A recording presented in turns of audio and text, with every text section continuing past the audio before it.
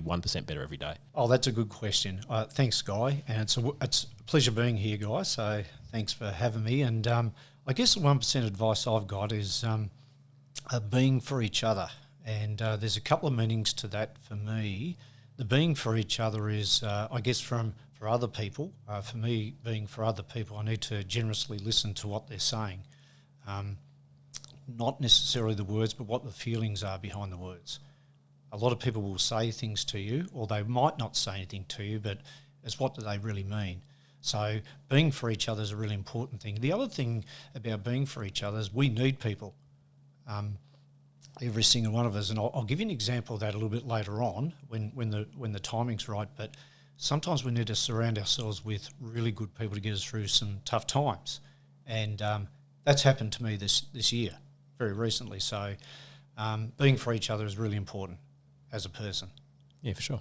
Where did that come up for you? So when did you sort of, in your life experience, when did that revelation become apparent to you that was really important?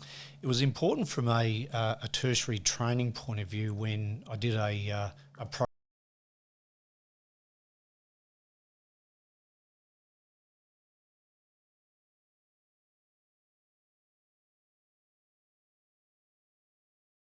And one of the principles of the collaborative way, and being collaborative in all the things we do, is to listen and be for each other. And I guess that gets put into practice on a few occasions. One particular occasion was when my daughter got diagnosed with MS. And when she got diagnosed with MS, I didn't know a lot about MS. And I guess for me that was a really tough time when she was in Western Australia, and I had to go and visit her in the hospital. And as a family, we've got a very close family, and I shared this work that I did around collaborative way. And I remember going into the hospital, and if you can imagine this, a father going in to see a daughter, and she's been diagnosed with MS, and the first thing I did was talk.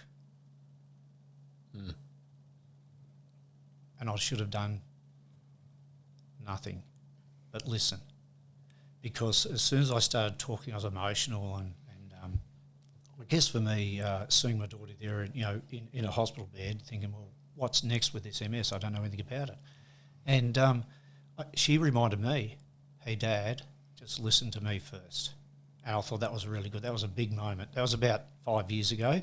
About 4 years ago, my wife got diagnosed with MS. And so there you go. But in that second event, and this is why I go for this advice, I handled it much better, a lot better. I knew more about MS. I knew that I needed to listen more. I needed to be for Kim, and I guess that was really, really important. So being a good listener is not just listening to the words. It's really understanding where the person's coming from, what their world is all about. And that's a tough gig. You don't get it right, but you want to get it as much right as you can. So that was that particular event. Yeah, that's going to be really good. First of all, we'll get a quick make sure that you subscribe and like to us out. So anyone listening, and if you've got any other advice, but this one's going to go places that you'll definitely want to listen to and you really enjoy. So sort of stumped me there, and I haven't really got a great bit of question for you at the moment. I don't know if the other boys have got something, but I'm just sort of trying to listen and to take in that and try and come up with something. So tell us a little bit more. Like, obviously, that was a challenging time for you and the family. Like, how did you keep that sort of levelness with your sort of mental well-being when hearing sort of those diagnoses sort of coming through? Like, obviously, listening is really important for the other person, but what did you do for you? Good question. I guess for me, I consider myself very lucky to be brought up in a very loving family, a family that is for each other, and we didn't need to go to any particular tertiary study to find that, it was there.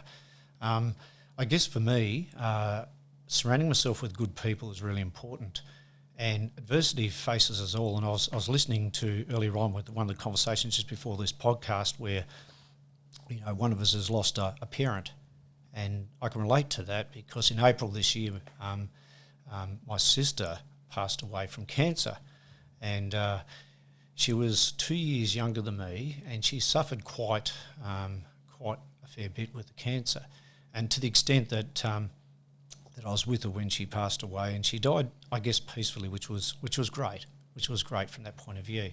But my mother died 2 days later.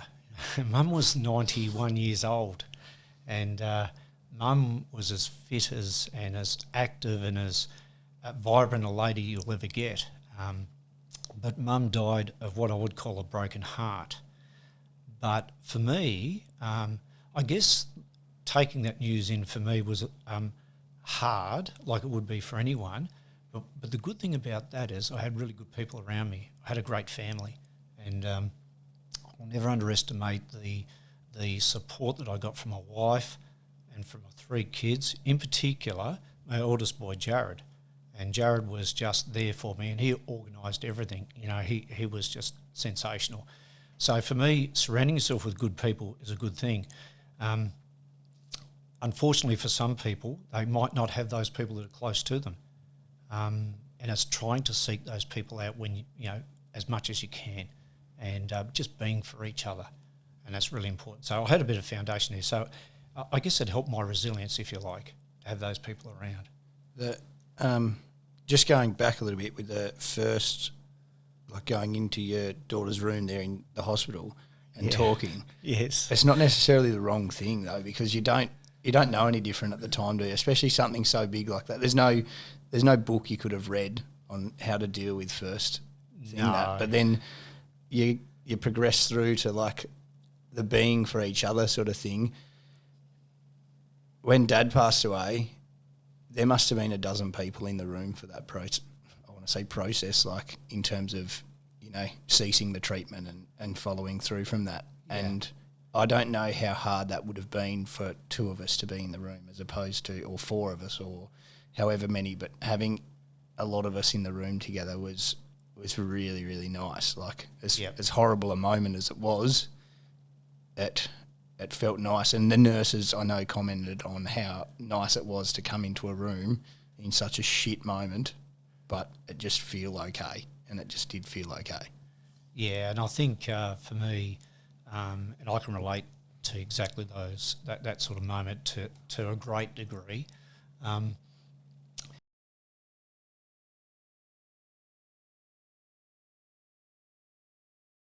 That we grieve about. And I think it's okay to cry. It's okay to grieve. It's okay to feel uncomfortable. It's okay to be outside your comfort zone.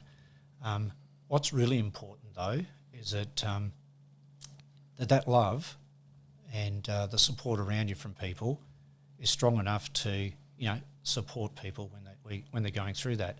I had the privilege of having that, you know. So some people don't always have that privilege.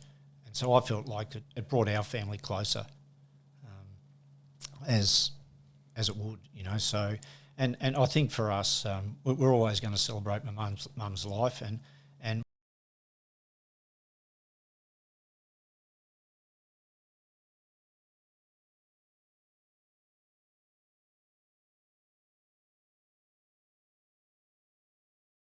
because we've got the resilience and love around us, so it's fine. Yeah, it's okay. We sort of at that point a little bit, we've heard a little bit about your family and a little bit about you, but mate, tell the audience, who are you, what do you do for a crust, like where are you from, just a little bit about you as a person. Okay, well, I'm from the west coast of Tasmania, where men are men, and so are the women. West Coast is best coast. And so are the women. So and I married a West Coaster, and she's a beautiful lady, and I've got 3 kids, 3 wonderful kids, and I've got 4 grandchildren. So for me, you know, life is happy, you know, really, really happy. So for the most time, I think for me, I'm blessed that I've got so many good things to celebrate in life. So a little bit about me and what I do. I'm a safety manager. I've been in safety since 1990. I worked at the Mount Lyell mine way back before it closed. You know, in mining industry, we had injuries and illnesses, but it's funny, I'm in a manufacturing company now, and I'll mention their name. It's Simplot, and on the coast. But in mining, we didn't have the incident rate that we've got in manufacturing. In fact, the safety was very good in mining. The only problem with mining is that when there was an incident, it was a big one. It usually was a big one. So I'm a safety manager down here at Ulverston, but I want to change. That title's not actually safety manager anymore. It's safety, health and wellbeing. And what I do is that I spend a lot of time on health and wellbeing, more so than safety now, which is awesome. For many, many years, safety got the gig because that was the thing that was most important to companies and things like that. It's not the most important thing to our company. Health and wellbeing is, because it's a bigger issue. That's our focus. We've done a lot of good work in that area, and so we continue to do some good work, and we're still learning. So we're still trying to ply the trade and make a difference, and that's been really rewarding. The last 6 or 7 years has seen us turn around our safety program from that focus on safety, injuries and incidents management, to more around health and wellbeing. And in that 5 or 6 years, we've actually reduced our incident rate significantly, something like about 80%, by just turning our focus to health and wellbeing. So I've been in safety now I'm 61 years of age of yesterday, and so Happy birthday. Thank you. Happy birthday. Yeah, didn't know whether a 61. I didn't know whether I'd get to 61 being a West Coast boy and born and bred. But anyway, certainly Done all right. I've done all right, and West Coast boy drinking water. not good. But anyway, but yeah, certainly for me, safety's been a big part of my life, and health and wellbeing, and I guess I'm passionate about people. That's why. That's the main reason why. So that's what I do. I'm also a football umpire, but please don't hold that against me out there. There's a few of the Ulverston Footy Club that listen to the podcast, giving them a shout out. So I reckon a few of those guys know you. Go the Robins and the Demons and the Sainters and everyone and the Magpies and everyone out there. So yeah, look, I guess that's one of the other reasons why I don't go on Facebook and things like that. So I keep a low social profile when it comes to social technology. So yeah, I can stay out there. I guess one of the things we did in umpiring, I want to mention a little bit about umpiring. Umpiring's an interesting club to be part of. I played football. I was a life member of the football club that I played for down on the West Coast on the gravel. But when I got into umpiring, it was a different type of thing. That it's not necessarily sports people. It's people from all walks of life. And we've got people that are 14 years old, male, female. We've got 80-year-olds. We've got teachers. We've got lawyers. We've got garbage collectors. We've got safety managers. We've got everybody, in that mix. And it's a really diverse type of club. And just recently, every year we have Stay Chatty come around, and Stay Chatty have got a sports program. That's why we get them to come around. They've got a particular sports program where they come around and provide a bit of advice and a bit of nurturing, a bit of coaching, a bit of guidance and all those sorts of things. And they had 34 cards, I think. And I don't know if you guys know about Stay Chatty with their cards with the sporting, but they tabled the 34 cards and they asked you a question. And what was good about this particular session is that they didn't ask a question of the old guys like me in the room. They asked the questions from the diverse range of people, especially the young people in particular, and they asked things like, have you got a contact officer in the club? And the answer was, yep, yeah, we do.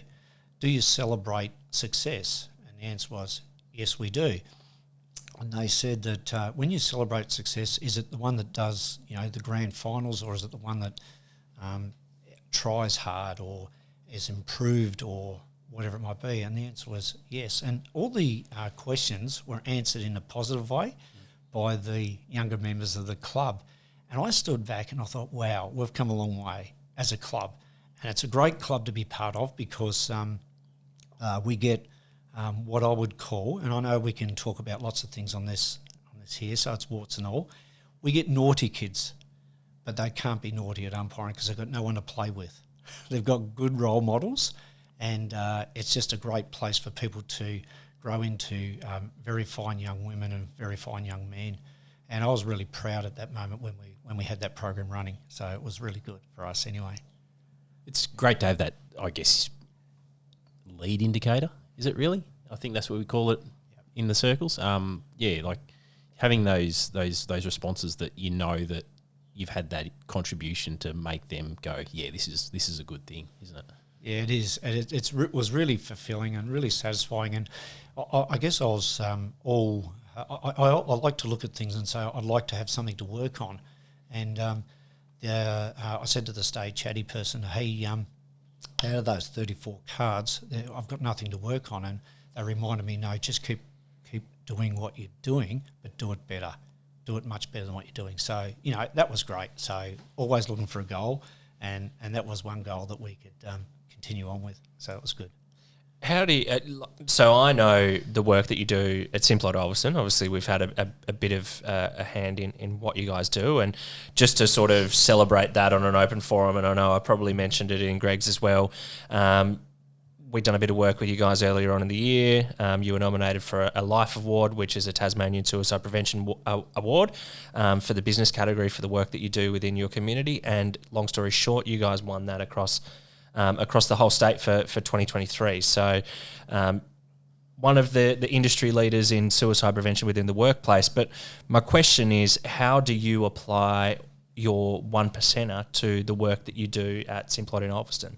I guess the first thing is I've never closed my door unless I'm on a phone call that causes everyone else's grief, just talking to other people and that.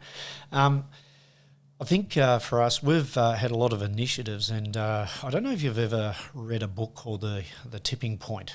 The Tipping Point is about, and it's a technique that I've used, and I've used at this in my professional life. And the tipping point was about the American subway. In the subway, there's a lot of crime. There's knifings and rapes and bashings and deaths, So they recruited a couple of so-called experts, but you're not an expert in. No one's an expert in that type of stuff to come in and sort it out.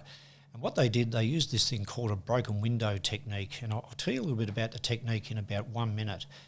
The broken window technique is you can't fix the world. You can't fix all the crime, but you can do things that influence that. So it's a little 1%ers. So what they did, these two guys come in and they were both recruited by the mayor of New York to come in and fix this crime. And the two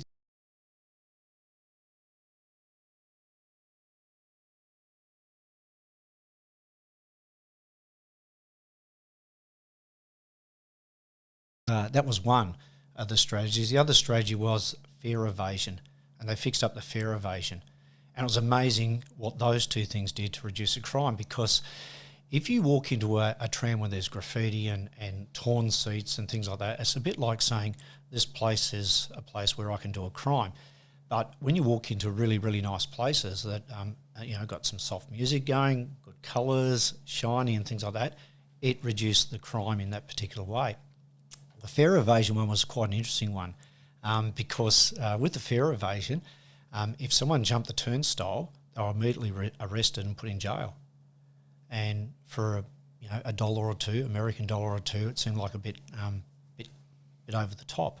But they actually found that they got most of the criminals that they were looking for over years and years and years, and they actually dealt with that. The crime rate went down significantly. Now, there was a lot of doubters about that. So we used a broken windows technique at Ulverston. The broken windows technique is all the 1%ers. We've got an employee assistance program, which a lot of employers have got. We have a physio that comes in 1 day a week and provides physio, acupuncture, dry needling, massage, whatever it might be. We have a nutrition where we have fruit that we hand out to our workforce. We put in the canteen and people can take whatever they like. We've got a quiet room where people can go and make a cup of tea and have a biscuit and obviously ring people if they need to ring people and things like that. We've got a health and wellbeing hub, and in the hub we've got webinars and things that we do each month. So one particular month I was saying to the other day, I was saying to Aaron, we had Elena Dokic, on the call and talking about her life story and sharing that. That's available for all our employees and at any time. I know that Greg probably talked about care conversations. We do care conversations, so we have a program that each month that people are required to go and have a health and well-being or safety conversation with their workmates. And, so we have a health and well-being type conversation with them. So it's all those 1%ers. Now, for me, we don't have workers' comp. We don't have people injured going and seeing the doctor. All the stuff we do is proactive. And I guess we just got to keep that going and do much more in that space. So it's all about those 1%ers that we do. That's really, really important to make us, I guess, better than what we are yesterday and be better tomorrow for it. So they're some of the things that we do. There's a few others, but we're doing okay in that space. We just need to do a bit better. You mentioned umpiring before, and that's probably leading into my next question around what else do you do for your mental well-being? Yeah, that's a really good one. I've got what I call me time. My name's Anthony Mee, M-E-E, so I have my me time. My me time is things like that. What I like to do, I guess, both socially and with family, but also by myself. And I go for runs and I umpire, and I've got a shack up the road up here at Wings Wildlife Park, so I go up there every now and again. So I've got my own me time, and we've got to do the things that we like to do, whether it's fishing or whether it's hunting or whether it's playing sport. You've got to do the things that fill your bucket. I guess while you might surround yourself with good people, you've got to fill your own bucket. So do the things that puts a smile on the dial, and that's really important. And that's hard for some people. I know we had Jacob on the podcast and he spoke about that exact sort of thing before, was that you need to have your own time for you, and it can get very hard when you do have a young family perhaps and those kind of things where you might feel a little bit guilty about, maybe having too much of your own you time or whatever it is, but is it more beneficial, like, I don't know if this is a question or a statement, but is it more beneficial for you to have more me time so that you can be more present when you're with the actual people that you're with, was the question that was sort of asked, during that podcast. But that's a great question. I look back in my early years. I was married when I was 21, and Kim and I, and then we had Jared at the time, and he was our eldest boy, of course. And at the time, I was working for a mining company, studying to be an accountant, and I became an accountant for a while. I really sucked at it, so I chucked it in anyway. So, but I studied to be an accountant, and so I was going to work during the day. My wife couldn't go to work during the day, but she went to work during the night, and we did this for about 8 years until the kids got to a really good age. I played football still.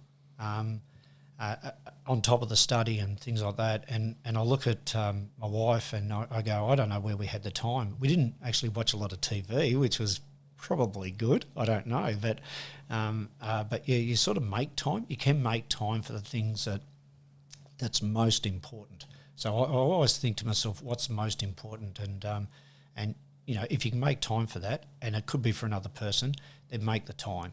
Make the time. There's nothing more important than making time for the most important things in what you do. Carve it out somewhere, basically. Carve it out somewhere. And, sometimes people, because we're all people that we need each other from time to time, my take on that is, carve it out, get it happening, make sure that you do it. When I did this course called The Collaborative Way, one of the things that the guy taught me is that if you can't give that time straight away, tell the person that I want to be present for you, but just give me a half hour, whatever it might be. It doesn't mean, no, I don't want to talk to you. I just want to be totally for you. That's a hard one though. You don't want to play that card all the time. You just play that every now and again if you have to, so you make yourself present as soon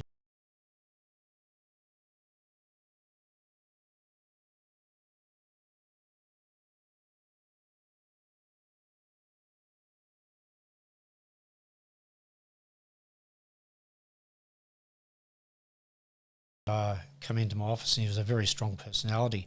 And he come into my office and he said, I need to talk to you about something. And I said, yep, sure, no worries at all. And I'll use my hands here, and I'm typing away on the keyboard. And I said, yeah, what could it be? He said, could you put that away? And I said, yeah. Yeah. Sorry. Yeah. So I put that away, and that was really important. So I need to put it away. I think that's a really good spot to probably leave it. You've had so many gold nuggets. There's so much for people to take away out of this episode. Unless there's anything the other guys want to sort of ask before I wrap this episode up. No, I think we've really hit the nail on the head, and some really good points out of it for sure. So. Is there anything that you wanted to add? Oh, yeah, look, I just appreciate everything you guys are doing. I appreciate everyone that works in this space. For the mental health and wellbeing of people, there's nothing more important, and that's what makes us people. So for me, I just admire everybody that works in this space, whether it's in industry or as a volunteer or just a friend down the road. I think it's really, really important. So well done, guys, and gold star, I reckon, because I think that I just think that you're making a big difference. I was reading, and the reason why I say that is because today I was looking on the Australian Institute of Health way back in 2005, and this is a stat you guys probably know, and it's probably got a bit different since then. And I looked at it, and the rate of self-harm fatalities is double that of road fatalities. That was back in 2005, so I don't know what the stat is these days, and I look at that and I go, wow, so for us, we've got a lot more work to do, and you guys are doing a hell of a lot of good work. So good job. Well done. Thanks very much, mate. Thank you very much. And look, this podcast is just purely for sharing those little tidbits of advice with others in the community. In 2024, we are looking to create an online community where we'll be able to do that a little bit better. But we hope to be able to continue sharing messages like Anthony's and like the others that you've already seen on Season 1 and Season 2 of the podcast.